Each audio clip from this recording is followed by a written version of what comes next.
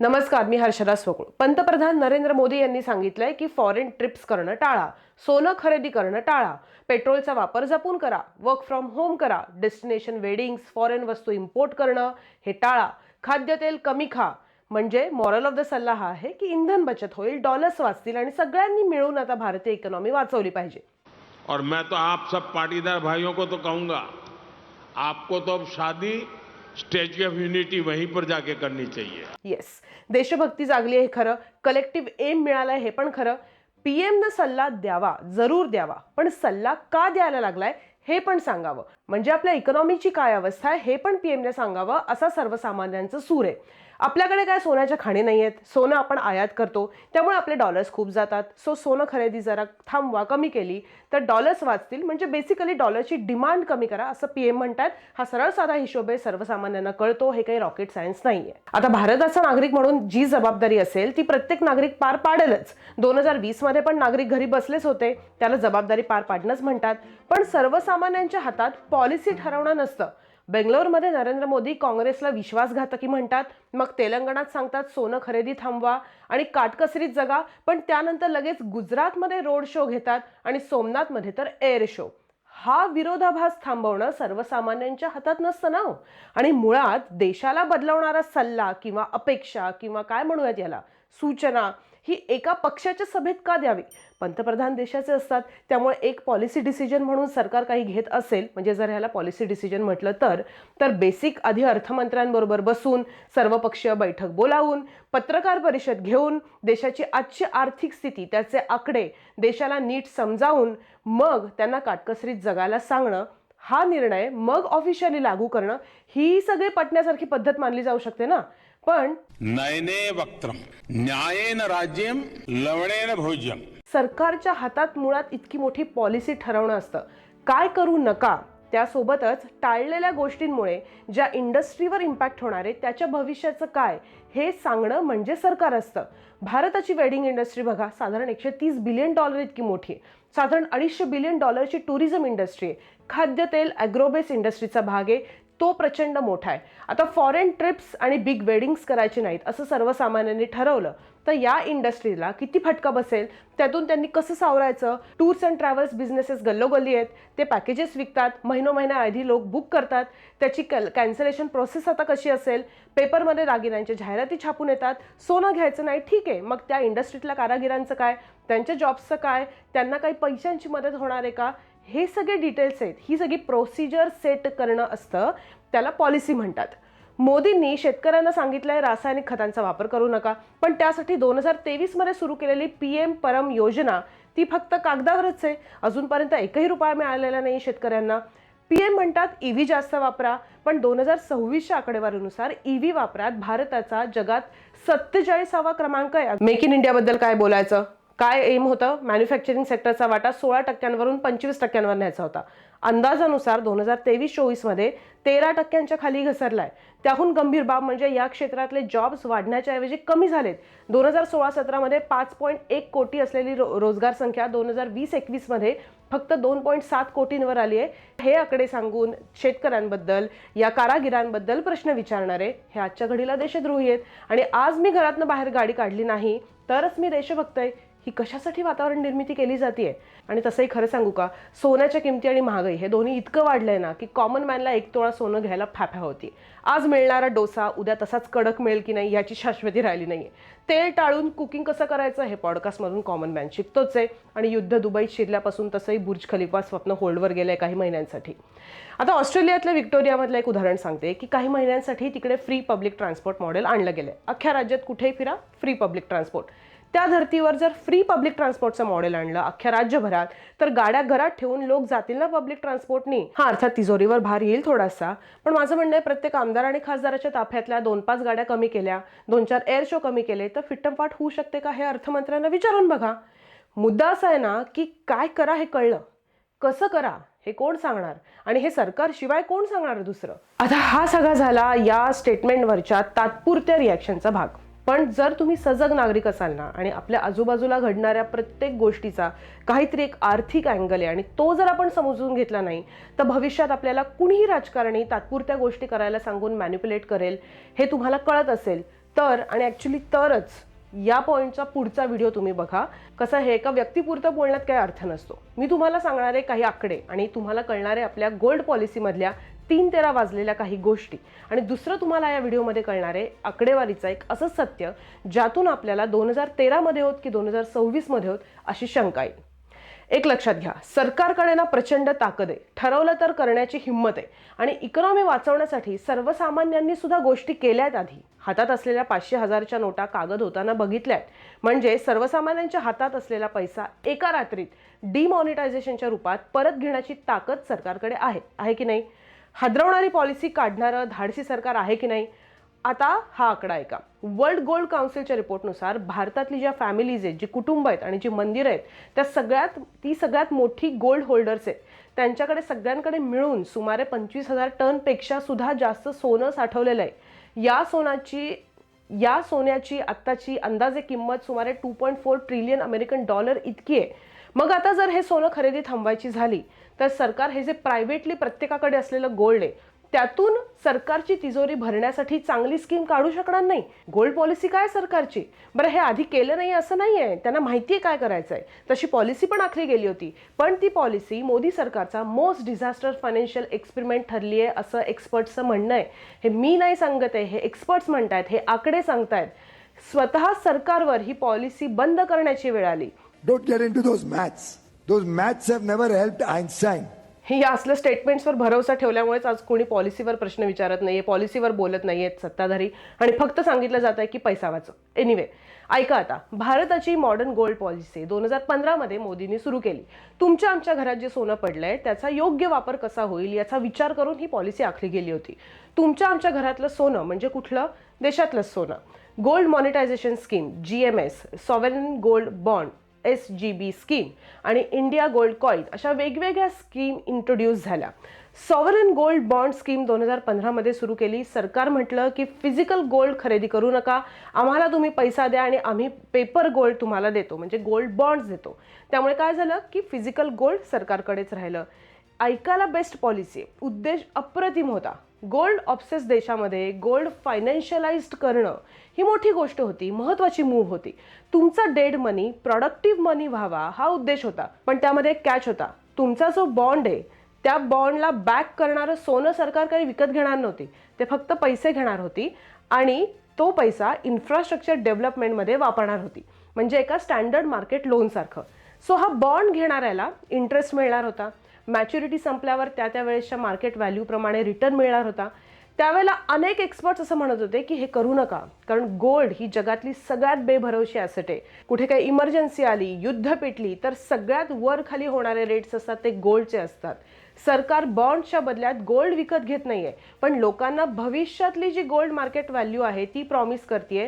हे गॅम्बल आहे असं अनेक एक्सपर्ट्सचं त्यावेळेला म्हणणं होतं. पण एक्सपर्ट्सच्या सगळ्या वॉर्निंग सरकारनं गुंडाळल्या. Don't get into the calculations that उलट 2017 मध्ये लोकांना अजून अट्रॅक्ट करण्यासाठी सरकार म्हटलं की तुम्ही पार 4 किलो सोन्यापर्यंत सरकारचे हे बॉन्ड्स विकत घेऊ शकता.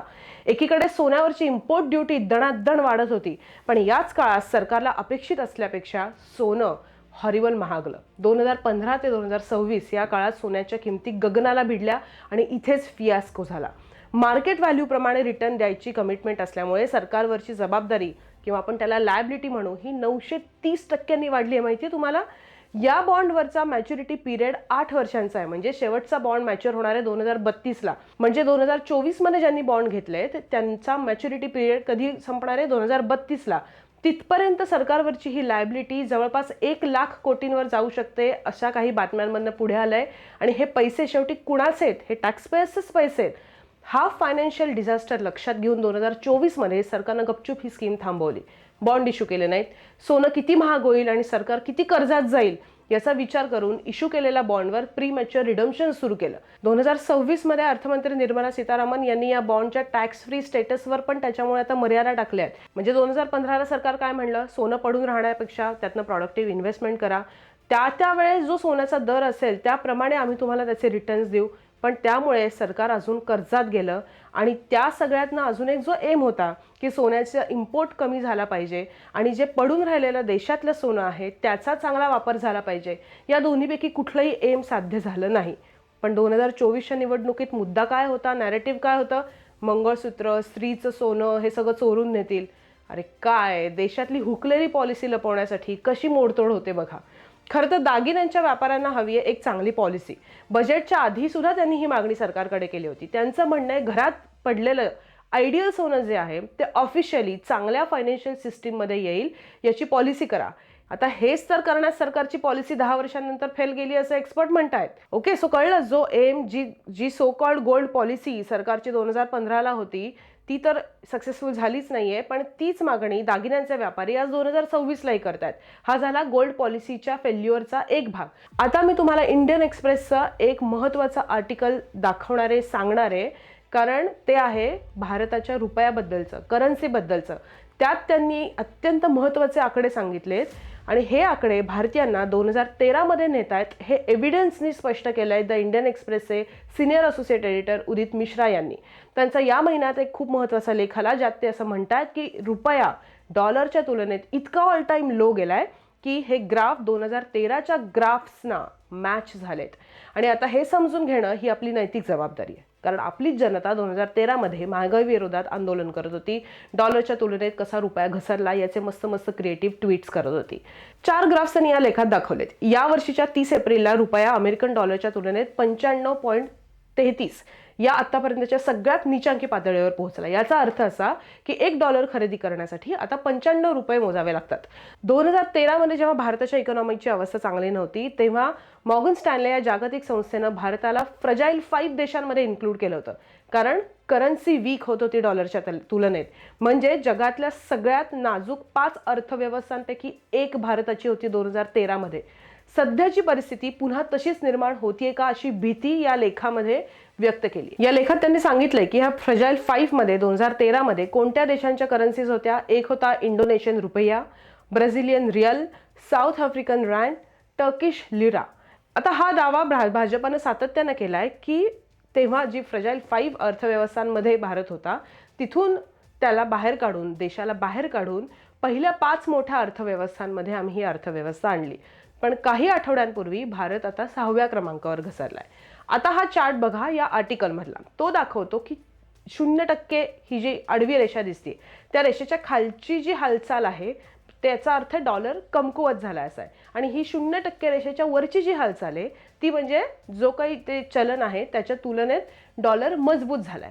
आता बघा, गेल्या 12 महिन्यात डॉलरच्या तुलनेत रुपयाची घसरण 12.1% झाली आहे. विशेष म्हणजे ब्राझील आणि दक्षिण आफ्रिकेच्या चलनांनी उलट डॉलरच्या तुलनेत मजबूती दाखवली आहे. ब्राझीलचं रियल 12% आणि दक्षिण आफ्रिकेचा रँड 10% मजबूत झालाय. इंडोनेशियाच्या रुपयाची घसरण फक्त 4% झाली. सगळ्यात वाईट परिस्थिती बघा तुर्कीच्या रिलाची आहे. गेल्या वर्षभरात त्याची किंमत डॉलरच्या तुलनेत 17% घसरली आहे.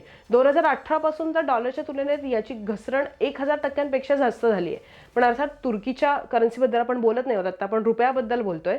आता हा दुसरा चार्ट बघा. या चार्टमध्ये त्यांनी असं दाखवलंय की प्रत्येक फायनान्शियल इयर एंडला डॉलरच्या तुलनेत रुपयाचा एक्सचेंज रेट कसा बदलला. त्यावरून असं दिसतं की 2013-14 या फायनान्शियल इयरमध्ये रुपया डॉलरच्या तुलनेत 9.5% घसरला होता आणि 2026 मध्ये म्हणजे 25-26 मध्ये ही घसरण 9.6%, ऑलमोस्ट सेम आहे. म्हणजेच 2026 मधली परिस्थिती 2014 इतकीच गंभीर दिसते. अर्थात या दोन्ही काळात एक मोठा फरक आहे असं या लेखात म्हटलंय की 2013-14 मधली घसरण ही त्या आधीच्या सलग 2 वर्षांच्या मोठ्या घसरणीनंतर झाली होती. 2012च्या फायनान्शियल इयरमध्ये रुपया जवळपास 6% घसरला होता. 11-12च्या फायनान्शियल इयर एंडमध्ये तो 13% घसरला होता. म्हणजेच 13-14 पर्यंत रुपया आधीपासूनच सारखा कमजोर होत होता. पण 25-26 मधली जी घसरण आहे त्याच्या पूर्वी रुपयात एवढी घसरण झाली नव्हती. त्याच्या पूर्वी रुपया एवढा वीक झाला नव्हता. त्यामुळे ही घसरण अचानक आणि वेगवान मानली जाते. आता पुढे जायच्या आधी म्हणजे मी तुम्हाला चार्ट 3 आणि 4 दाखवणारे, सांगणारे आणि मग त्यानंतर आपण व्हिडिओ थांबवूयात. पण त्याच्या आधी मला तुम्हाला काही कॉन्सेप्ट परमनंटली क्लिअर करायचे आहेत. रुपया का घसरतो तर ही कारणं देशाच्या बॅलन्स ऑफ पेमेंटशी रिलेटेड असतात. आणि एकदा तुम्हाला हे balance of payment, current account, capital account, forex reserve हे सगळे टर्मिनॉलॉजीज कळल्या की पुढचे चार्ट समजणं एकदम सोपं जाईल. तर हे बघा, आपण तुमच्या घरातलंच उदाहरण घेऊयात. BOP म्हणजे बॅलन्स ऑफ पेमेंट म्हणजे एक पासबुक आहे. पैसे कुठून आले, कुठे गेले, किती सेव्हिंग झाले अशी सगळी ट्रान्झॅक्शन्स दाखवतं. सो या BOPचे 3 भाग असतात: current account, capital account, forex reserve. Current account म्हणजे आपले रोजचे इन्कम एक्सपेन्सेस, तुम्ही नोकरी किंवा व्यवसाय करून जो पैसा घरी आणता तो म्हणजे करंट अकाउंट समजा. आणि तुम्ही किराणा माल, वीज बिलं, पोरांच्या फी किंवा कपड्यांवर जो खर्च करता तो म्हणजे करंट अकाउंटमधला खर्च असतो. आणि त्यातली तूट काय असते, तर सपोज तुमचा पगार 50,000 रुपये आणि तुम्हाला महिन्याचा खर्च 60,000 रुपये आला, तर तुमच्या करंट अकाउंटमध्ये 10,000 रुपयांची तूट झाली असं म्हणतात. सो देशाच्या दृष्टीने पाहिलं तर करंट अकाउंट काय असतं, भारत परदेशात सॉफ्टवेअर विकतो, पगार येतो भारताकडे, आणि परदेशातून तेल किंवा आयफोन विकत घेतो म्हणजे भारताचा खर्च होतो. आता कॅपिटल अकाउंट म्हणजे आता तुम्हाला नावावरनं कळलं असेल ती तुमची मालमत्ता आणि कर्ज असतात, ते तुमच्या अशा ट्रान्झॅक्शन्सशी रिलेटेड असतात ज्यामुळे तुमच्या ॲसेट्स आणि लायबिलिटीज त्यामध्ये सेव्ह असतात. म्हणजे देशाच्या दृष्टीनं पुन्हा एकदा सांगते की जेव्हा गुगल किंवा अमेझॉन भारतात येऊन कंपनी उघडतात तेव्हा ते कॅपिटल आणतात. आता चार्ट 3 आणि 4 बघा. चार्ट 3 मध्ये हिरव्या पिवळ्या रेषा दिसत आहेत, ते करंट अकाउंट डेफिसिट दाखवतं, म्हणजेच देशातून बाहेर जाणारा पैसा जास्त असल्याचं दाखवतं. आणि लाल आणि तपकिरी रेषा दिसतात का, ते कॅपिटल अकाउंट डेफिसिट दाखवतं. या खात्यात सामान्यतः फॉरेन इन्व्हेस्टमेंट असते ना, त्यामुळे ते बहुतेक वेळेला नफ्यात असतं, प्रॉफिटमध्ये असतं. आता बघा, सप्टेंबर 2013 आणि डिसेंबर 2025 या क्वार्टरमध्ये, या तिमाहीची तुलना केली तर दोन्ही काळामधली परिस्थिती ही सारखी दिसते. दोन्ही वेळेला भारत आयात आणि सर्व्हिसेसवर जास्त डॉलर खर्च करत होता. त्याच वेळेला देशातून परकीय गुंतवणूक सुद्धा बाहेर जात होती. म्हणजेच चालू खातं आणि भांडवली खातं म्हणजे करंट अकाउंट आणि कॅपिटल अकाउंट हे दोन्ही डेफिसिटमध्ये होते. अशा वेळेला सरकारकडे एकच पर्याय असतो, ते म्हणजे देशाचा परकीय चलन साठा वापरणं, फॉरेन एक्सचेंज रिझर्व्ह वापरणं. आणि चार्ट 4 मध्ये भारतानं हा परकीय चलन साठा कमी करून ही तूट कशी भरून काढली आहे हे दाखवलंय. आणि सध्याची अडचण या लेखानुसार अशी आहे की सध्या भारताची स्थिती अशी झाली आहे की आपला आयातीचा खर्च वाढला आहे, म्हणजे करंट अकाउंट डेफिसिट आहे, आणि आपला कॅपिटल अकाउंट पण डेफिसिट आहे. जेव्हा या दोन्ही ठिकाणी तूट असते तेव्हा भारताला आपली तिजोरी रिकामी करायला लागते. यामुळे जगाला वाटतं की या कुटुंबाची आर्थिक स्थिती ही जरा फ्रजाईल आहे आणि म्हणूनच रुपयाची किंमत घसरते असं या लेखामध्ये म्हटलेलं आहे. सो आता खूप चार्ट झाले, खूप टेक्निकली सांगितलं. आपण सर्वसामान्य म्हणून ॲक्च्युली ना 2च ग्राफ लक्षात ठेवूयात. जेव्हा जेव्हा देशाचा आर्थिक ग्राफ घसरायला लागतो, जिथे जिथे खिशाला चटके बसतात, तेव्हा तेव्हा धार्मिक ध्रुवीकरणाचा ग्राफ वाढायला लागतो. हे स्ट्रेट कनेक्शन आहे, यात किंतु परंतु काही नाही आहे. तुम्हाला यातला कुठला ग्राफ शिकायचा आहे, मानायचा आहे, हे तुमच्या हातात आहे. जो जो देश फक्त आणि फक्त धर्माच्या आधारावर उभा आहे त्या देशांची यादी काढून बघा आणि त्या देशातल्या आर्थिक ग्राफ बघा, त्या देशातल्या महिलांच्या सुरक्षिततेचा, हक्कांचा ग्राफ बघा आणि फरक तुमचा तुम्हाला कळेल. बाकी काटकसरीत कसं जगायचं याचं ट्रेनिंग देण्याची जबाबदारी खरं सरकारनं घ्यायला हवी. तेवढाच का होईना एक आर्थिक टॉक सरकार करू शकेल. बाकी तुम्हाला हा व्हिडिओ कसा वाटला हे नक्की सांगा. जास्तीत जास्त लोकांपर्यंत शेअर करा. आपल्या चॅनल कृपया सबस्क्राईब सुद्धा करायला विसरू नका. आणि एवढा पेशन्स ठेवून जर तुम्ही हा व्हिडिओ शेवटपर्यंत पाहिला असेल तर यार खरंच तुमचं कौतुक आहे. खूप खूप धन्यवाद.